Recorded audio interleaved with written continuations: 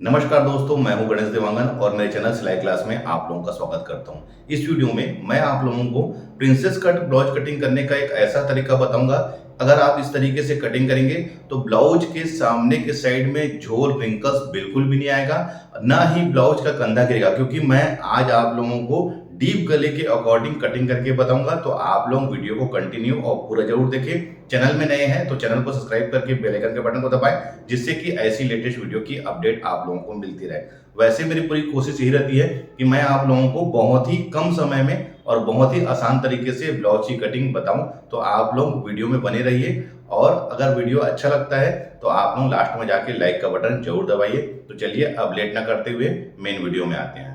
किसी भी साइज के ब्लाउज की कटिंग करने के लिए हमें पहले मेजरमेंट की आवश्यकता पड़ती है।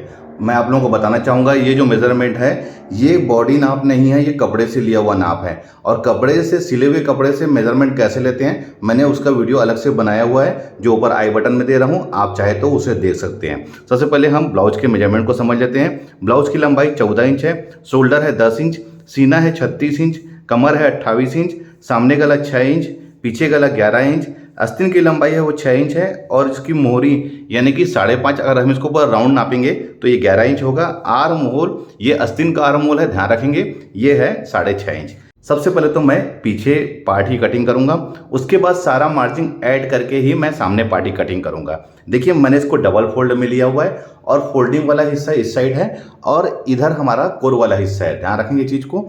तो पहले मैं इसमें पीछे पार्टी कटिंग करूंगा। तो देखिए सबसे पहले मैं इसको सीधा खींच लूंगा, क्योंकि हमेशा कपड़े में कपड़ा इधर सीधा नहीं रहता, तो इसकी वजह से मैं यहाँ पर सीधा कर लिया हूँ कपड़े को। अब आते हैं इसके लंबाई में। तो लंबाई मैं ले रहा हूँ 14 इंच है, तो इसको 1 इंच प्लस करके इसको 15 इंच में ले रहा हूँ, ध्यान रखेंगे 15 इंच में। तो यहाँ पर मैं 15 इंच में इसको ड्रा कर लिया हूँ। अब इसे स्केल से सीधा खींच लेंगे। सीधे से खींचने के लिए आप हमेशा स्केल का ही उपयोग करें। इसका शोल्डर है हमारा 10 इंच, तो 10 इंच का हाफ हो जाएगा 5 इंच।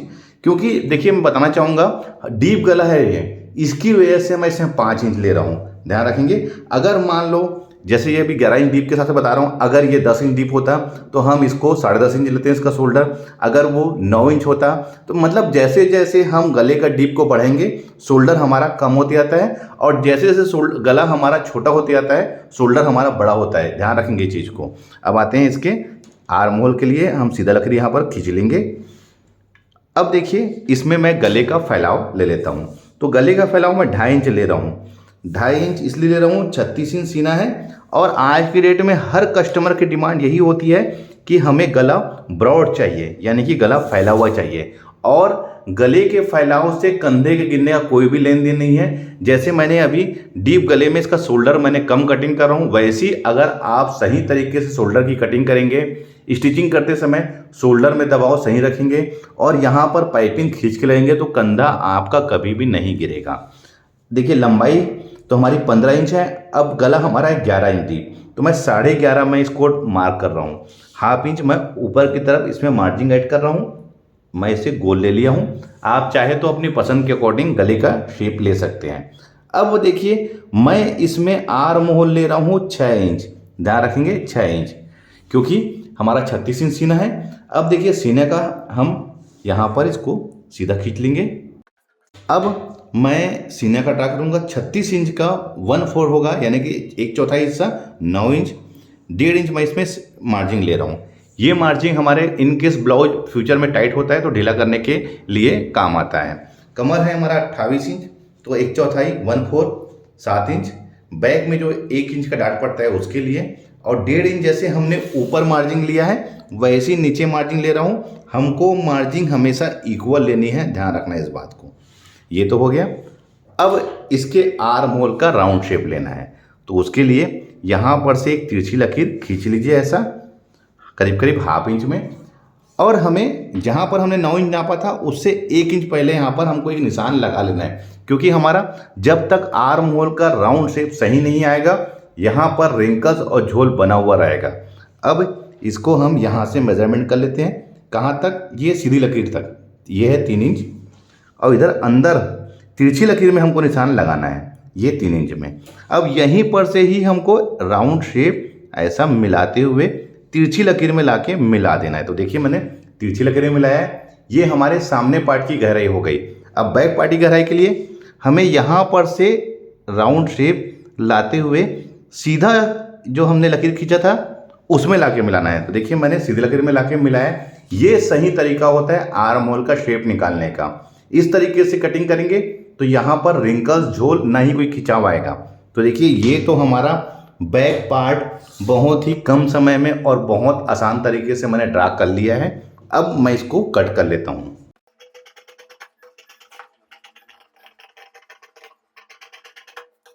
ये बैक पार्ट कट गया है। अब हमें ये जो हिस्सा है कपड़े का बचा हुआ इसको पलटी कर लेना है, ये ऐसे इस साइड। और जो हमने अभी बैक पार्ट कटिंग किया है उसको यहाँ पर ऐसा रख लेना है। ध्यान रखने वाली बात यह है कि इस साइड कम से कम हुक आई के लिए मार्जिन की जगह छोटी होनी चाहिए। देख लीजिए। अब ये जैसा है इसको हम एज इट इज अब इसको इसके ऊपर कॉपी कर लेंगे।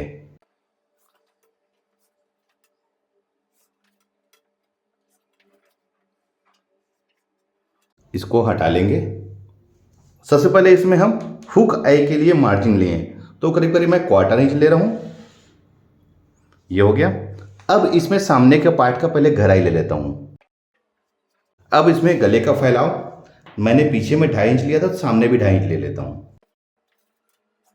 गला हमारा था 6 इंच, तो मैं इसको 6.5 में मार्क कर रहा हूं। अब हमें क्या करना है, तो नीचे के साइड 1 इंच में हम इसे एक और ऐसे सीधी लकीर खींच लेते हैं, क्योंकि प्रिंसेस कट ब्लाउज कटिंग कर रहा हूं मैं। अब हमें क्या करना है, इसका मेन बस्ट पॉइंट में निशान लगाना है।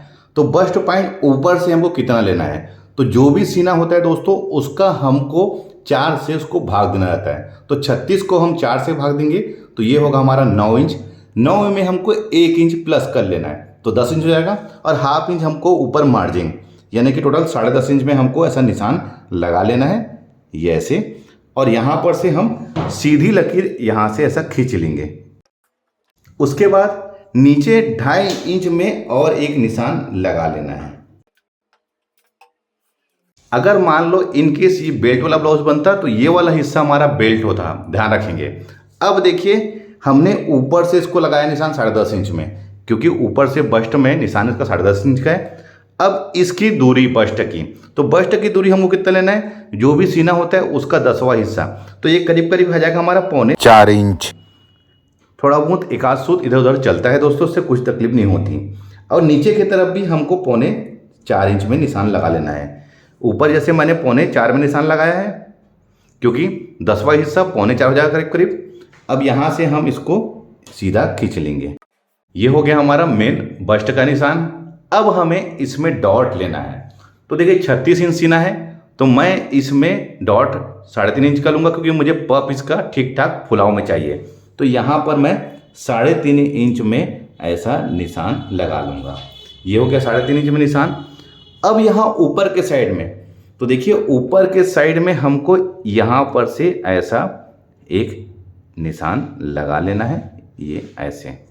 और यहाँ पर मुझे डार्ट करीब करीब 1 इंच का चाहिए, ध्यान रखेंगे 1 इंच का, क्योंकि मुझे यहाँ पर सल रिंकल्स जो आते हैं उसका सलूशन यही है कि यहाँ पर आप 1 इंच का डॉट लीजिए। 1 इंच का डॉट लेने से क्या होगा, यहाँ पर जो एक्स्ट्रा कपड़ा रहता है वो कट के बाहर आ जाएगा। तो यहाँ पर आपके कोई भी रिंकल्स या फुलाव कभी भी नहीं आएगा, बिल्कुल परफेक्ट फिटिंग आएगा। यहाँ पर हमने लिया 3.5 इंच का डॉट।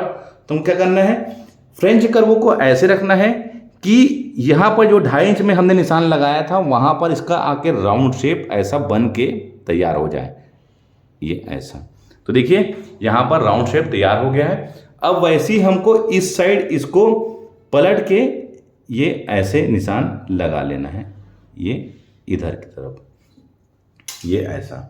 तो देखिए इसका जो शेप है बहुत बढ़िया आया हुआ है। यहाँ पर अच्छा एक पफ बनेगा, यहाँ पर कोई भी रिंकल्स या फुलाव नहीं आएगा। अब हमें क्या करना है, ध्यान रखने वाली बात यह है, इसका डॉट को हमको यहाँ पर एडजस्ट करना है। तो ध्यान रखेंगे 3.5 यहाँ पर मैंने लिया है, तो 3.5 आप यहाँ पर इसको ऐड कर लीजिए इस साइड। और इस साइड हमको ऐड करना है 1 इंच, 1 से 1.5 इंच आपको ऐड कर लेना है। अब देखिए इसको जो बैक पार्ट हमने यहाँ पर कट के निकाला था, इसको यहाँ पर से आप मेज़रमेंट कर लीजिए कहाँ पर आ रहा है, कितना है ये बराबर है। तो देखिए ये यहाँ से यहाँ बराबर है, आप हटा लीजिए। उसके बाद यहाँ पर इसको ऐसा निशान सीधा खींच लीजिए और इसको यहाँ पर लाके मिला दीजिए ये हिस्से को। अब इसकी गहराई तो देखिए, गहराई यहाँ पर और यहाँ पर दोनों अप डाउन है, तो इसको हल्का सा हमको ये वाले हिस्से को बड़ा रखना है। तो इसको ऐसा आप राउंड शेप लीजिए, हल्का सा इसको उठा के यहाँ पर राउंड शेप लीजिए, तो ये वाला हिस्सा हमारा कट के बाहर आ जाएगा। बताना चाहूँगा ये जो हिस्सा है, देखिए ये वाला ये हिस्सा हमारा कट के बाहर आ जाएगा। तो क्या होगा, यहाँ पर बहुत ही अच्छा एक पफ बनेगा, फिटिंग भी बहुत बढ़िया आएगी। ध्यान रखेंगे इस चीज़ को, आपको इसी प्रकार से कटिंग करना है, कोई भी दिक्कत कोई भी इशू नहीं होगा। देखिए कितना इसका बेहतरीन शेप आएगा, यहाँ पर कोई भी रिंकल्स फुलाव नहीं आएगा अगर आप इस तरीके से कटिंग करेंगे। तो अब कुछ नहीं, अब हम इसको कट करके बाहर कर लेते हैं।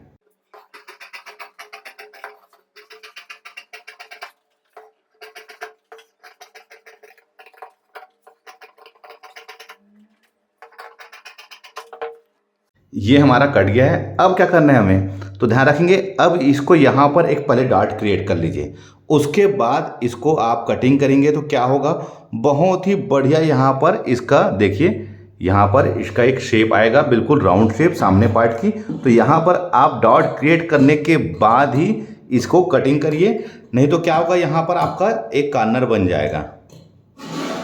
ये देखिए ये बिल्कुल इसका राउंड शेप आया हुआ है। अब यहाँ पर से इसको कट कर लीजिए, यानी कि इसको और ये पार्ट को अलग कर लीजिए।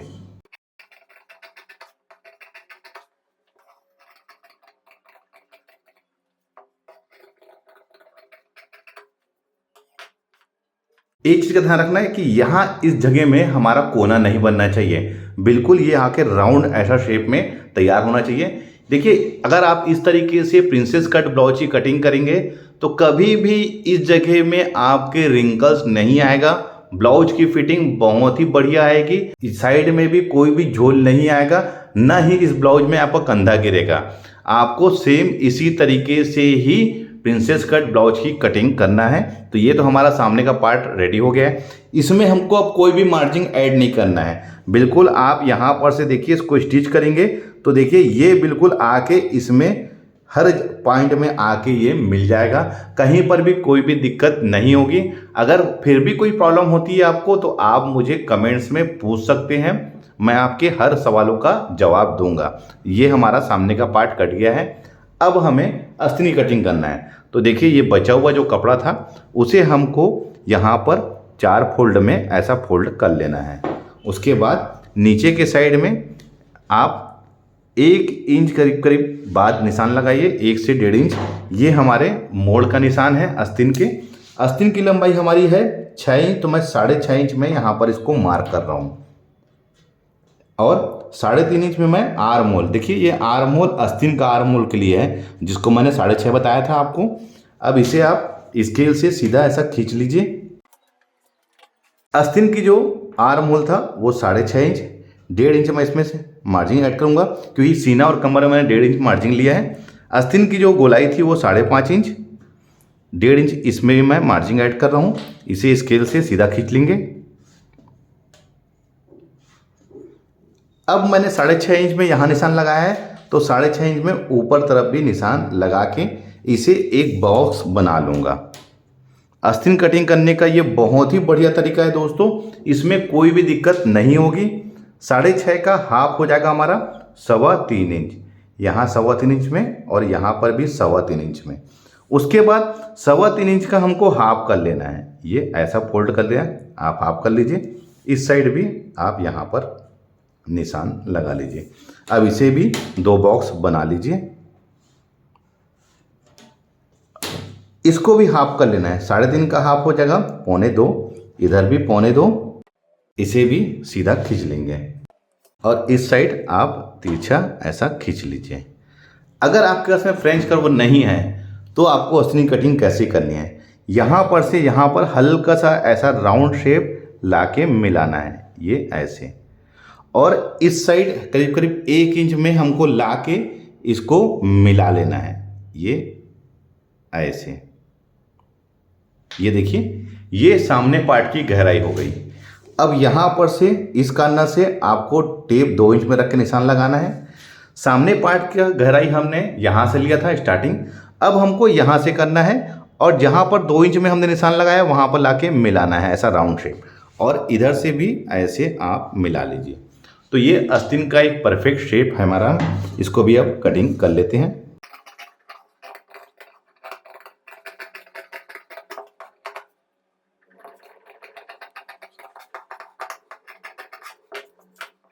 देखिए इसका शेप कितना बेहतरीन आया है। यहाँ पर हमारा कोना नहीं बनना चाहिए, बिल्कुल इक्वल ऐसा राउंड शेप आके यहाँ पर से ऐसा मिलना चाहिए। इस तरीके से अगर आप कटिंग करेंगे तो कभी भी हमारे साइड में झोल खिंचाव नहीं आएगा। ये तरीके से आपको हमेशा कटिंग करना है आस्तीन की। देखिए दोस्तों, मैंने आज आप लोगों को बहुत ही कम समय में और बहुत ही आसान तरीके से प्रिंसेस कट ब्लाउज की कटिंग कैसे करना है पूरी डिटेल से आप लोगों को बताया है। वीडियो अच्छा लगा है तो लाइक का बटन दबाइए। मिलते हैं अपने किसी ऐसी जानकारी भरे वीडियो में। जब तक के लिए take care, thank you for watching, जय हिंद।